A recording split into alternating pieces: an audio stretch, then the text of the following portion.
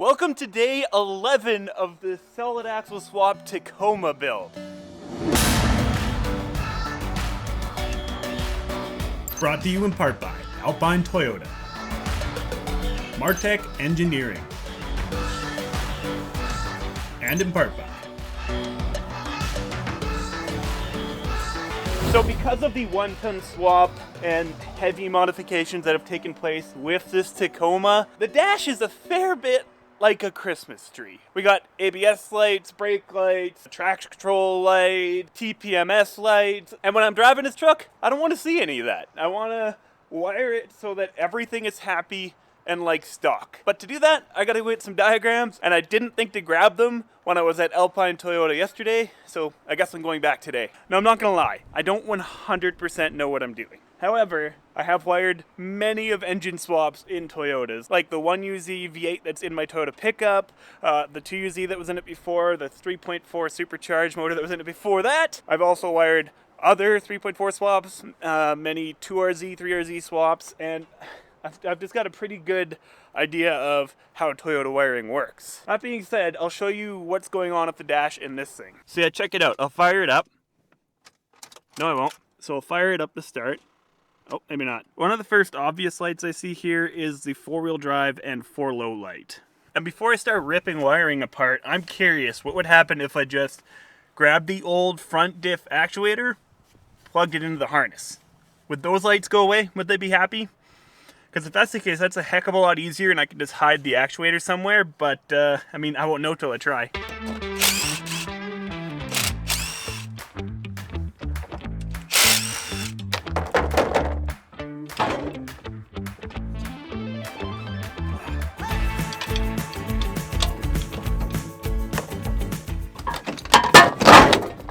Oops.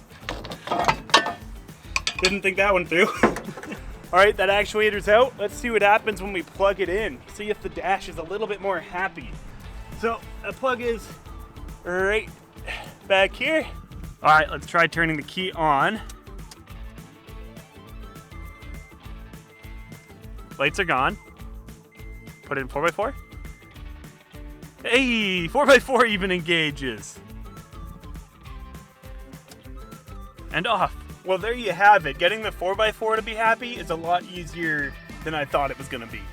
I just need to put the actuator back in, plug it in, and it's happy. It engages into and out of 4x4, no problem. You know what's funny?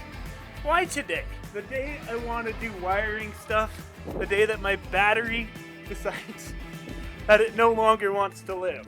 There's the old battery there on the ground. I robbed the Optima from my pickup. I tried to charge my old battery, and my battery charger was spitting out error code saying that it won't take a charge. That battery's junk. My Toyota pickup battery also happened to be dead because it hasn't been driven in a while, but it is at least taking a charge. So I'll charge it up a little bit and we'll get back to work. So after studying these diagrams for a little bit, it looks like I need to locate this IA1 plug.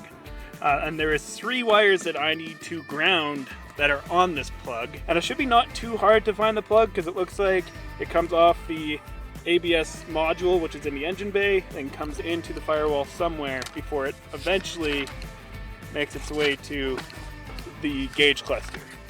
So I'm going to start, I think, by taking out the glove box and kick panel here, see if I can locate this plug and those wires.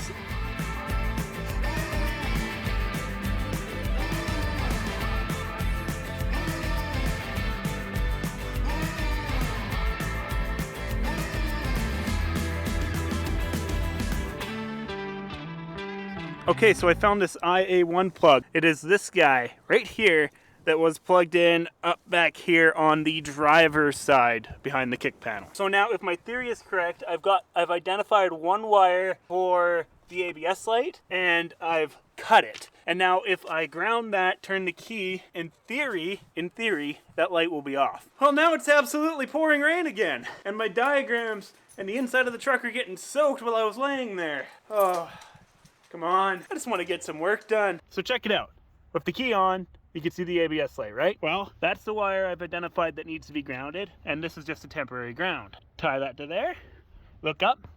Ooh, where'd the ABS light go? All right, so I got it figured out here. These are the 3 wires that need to be grounded out to make the gauge cluster show no lights. The brown one here, that guy is for the ABS light. The black and white one here is for the brake light. Both of those I got from this plug right here. The traction control light, however, is this red and white wire, and I got that from this gray plug. So now that these are tied together, you see the ABS and brake light there. Give it ground.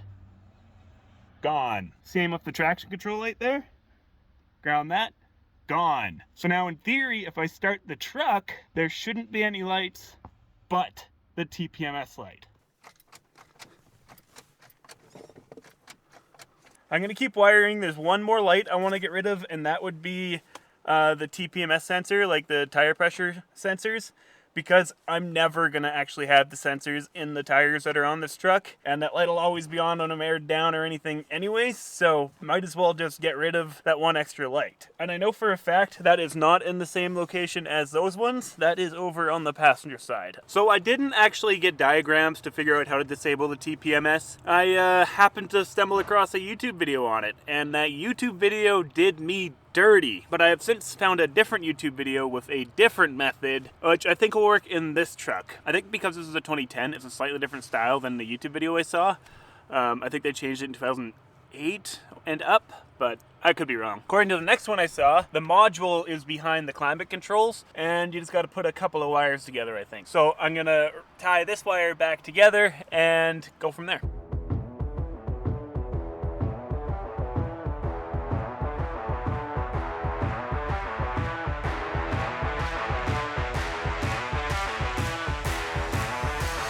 Alright, so there was a bit more involved to disable the TPMS light, but check it out.